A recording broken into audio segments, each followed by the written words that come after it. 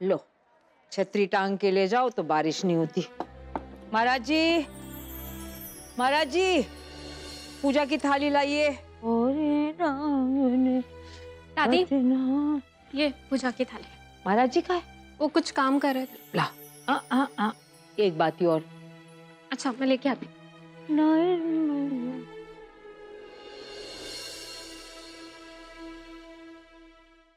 दादी, मैं कोई भी नया काम करने जाता हूँ तो हमेशा आपका आशीर्वाद लेता हूँ ना।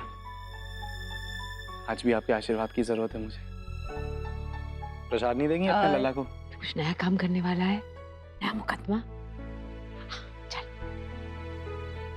जो भी हो, शालिग्राम जी का आशीर्वाद हमेशा तेरे पे रहेगा और तेरी दादी का आशीष भी।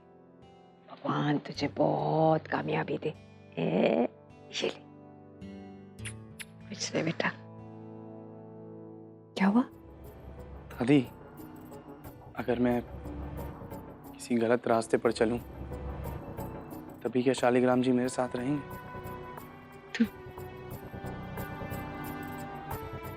तू ऐसा क्या करने जा रहा है लल्ला? दादी घबराइए मत। मेरा रास्ता भले ही गलत हो लेकिन मेरी मंजिल बिल्कुल सही है।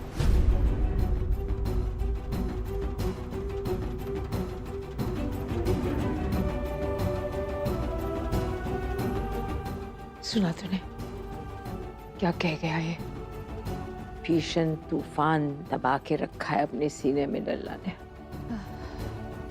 शालिग्राम जी रक्षा कर।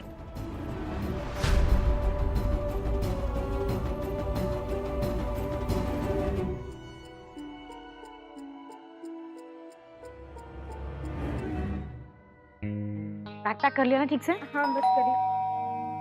हम देखते हैं। ठीक है जी कहिए। अरे कौन है आप? ऐसे क्यों घुसते जा रहे हैं घर में? रात माँ, कौन है आप? बोलेंगे? गंगा, मकान मालिक है। पाठक जी, आप यहाँ, बात क्या है? 3 महीने हो गए, किराया नहीं दिया। मैं नहीं आऊंगा तो कौन आएगा? अब मैं कोई और मोहलत नहीं दूंगा तुम्हें। पर पाठक जी, मैंने तो रिक्वेस्ट की थी कि 1 महीने की मोहलत दे दे आप। आ जाओ रे,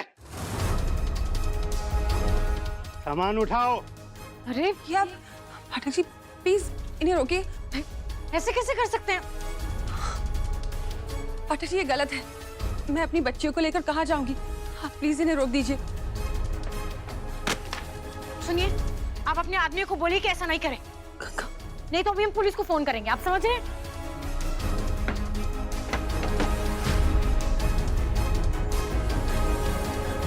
कोई तुम्हारी तरफ देखना भी नहीं चाहता।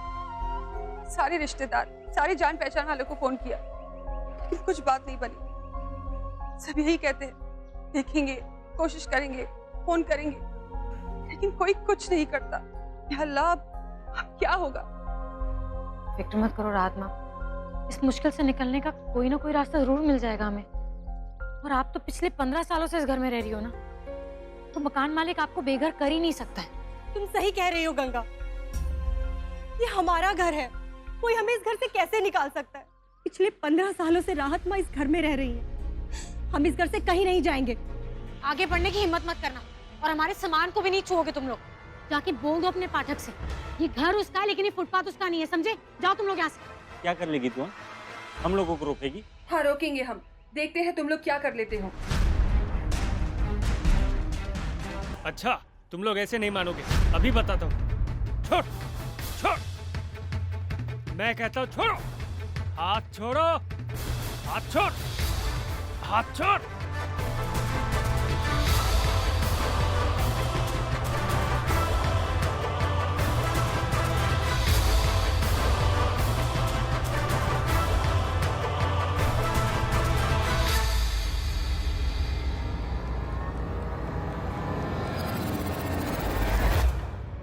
दीदी, ये दवाई किसके लिए? कौन बीमार है? अरे नहीं, कोई बीमार नहीं है। डॉक्टर ने सुप्रिया को मल्टीविटामिन देने के लिए कहा है ना, वही है। ओह, मैं तो घबरा ही गई। अच्छा प्रभा, किचन में बहुत सारा काम पड़ा है, तुम सुप्रिया को ये दवाई दे आओगी? हाँ दीदी, क्यों नहीं। पर ये दवाई ना पानी के बजाय अगर दूध के साथ ले तो बहुत अच्छा होगा। जब प्रिंस होने वाला था ना, तो डॉक्टर ने मुझे यही बोला था। तो मैं क्या दूध के साथ ये दवाई दे दूं? हाँ तो अच्छी बात है, दूध तो सेहत के लिए और अच्छा होता है, तुम दूध के साथ ले जाओ। आज जहर की पहली खुराक मिली है तुम्हें सुप्रिया, कुछ और दिन तक लेती रहो, फिर तुम्हारा आने वाला बच्चा हमेशा के लिए सो जाएगा और किसी को मुझ पर शक भी नहीं होगा। ओहो, तो आप इनकी वकील हैं? अरे तो फिर ये लेटर काहे लिखा? ये तो उसी का काम है ना, जो कानून की जानकारी रखता हो। जी हम लॉ स्टूडेंट रह चुके हैं, कानून की जानकारी है हमें। देखिए मैडम, हमें मत सिखाइए। लॉ की 4 किताबें पढ़ने से कोई वकील नहीं बन जाता। अरे अनुभव भी तो कोई चीज होती है, और वो आपके पास है नहीं। तभी तो ये जो है आपने गलत लेटर लिख के ले आए आप हमारे पास। और ना तो किसी फॉर्मेट को फॉलो किया आपने, और ना ही किसी दफा का क्या बोलते उसको, देख वो भी फॉलो नहीं किया। अरे ये तो किसी काम का ही लेटर नहीं है। गंगा, मैं बाहर इंतजार कर रही हूँ। लॉयर्स के साथ रहकर कोई लॉयर नहीं बन जाता miss Ganga Shukla. Specialisation degree नाम की भी कोई चीज होती है। देख लिया ना, वैसे एक बार फिर ओवर स्मार्टनेस के चक्कर में शर्मिंदा होना पड़ा। अगर वाकई में घर वापस चाहिए तो किसी एक्सपीरियंस लॉयर को हायर करो, कोई ऐसा जो इस काम के लिए क्वालिफाइड हो। बेसहारा ठुकराई हुई औरतों के बस का नहीं है ये।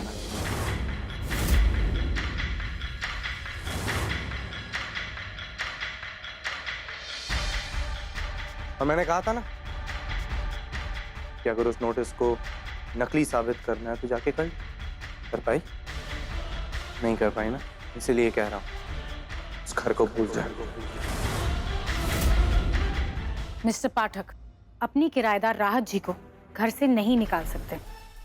135th amendment of the tenancy act के तहत अगर कोई किराएदार एक घर में 7 सालों से ज्यादा से रह रहा है तो उसे वो घर खाली करवाने के लिए कम से कम 1 महीने का लीगल नोटिस दिया जाता है। और मिस्टर पाठक, जिस लीगल नोटिस की बात कर रहे हैं वो पूरी तरह से इलीगल है, जाली है। कानून के हिसाब से जिस दिन ये लीगल नोटिस दिया जाता है उस पे किराएदार के सिग्नेचर लिए जाते हैं। अगर किराएदार के नहीं तो उसकी तरफ से जो भी ये लीगल नोटिस रिसीव करता है उसके सिग्नेचर लिए जाते हैं। और दूसरी बात, ऐसे लीगल नोटिस को रजिस्टर्ड पोस्ट के द्वारा भिजवाया जाता है। हमने अपने एरिया के पोस्ट ऑफिस जाकर पता किया। और मिस्टर पाठक, जिस तारीख पे नोटिस डिलीवर होने की बात कर रहे हैं तो उस दिन डिलीवर हुए सभी रजिस्टर लेटर की लिस्ट है ये। अब देखिए,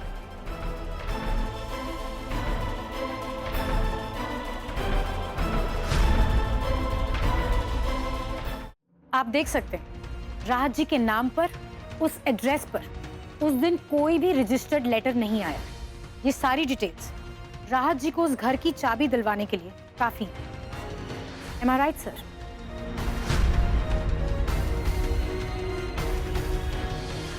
पेपर तो बिल्कुल ठीक है, एब्सोल्युटली राइट।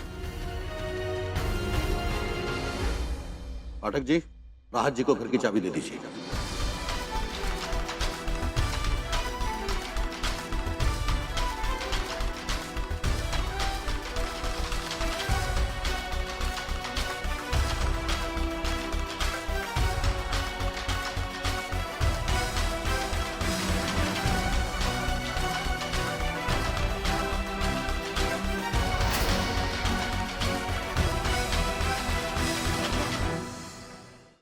जो जैसा करता है उसके साथ वैसा ही होना चाहिए। उन जैसी, तेरे जैसी लड़कियों को आसरा देने वाली है वो राहत मां, ना जाने कैसी होगी। कुछ ऐसा ही कहा था ना तुमने, और देखो आज उन्हीं गिरी हुई बेसहारा लड़कियों ने तुम्हें हरा दिया।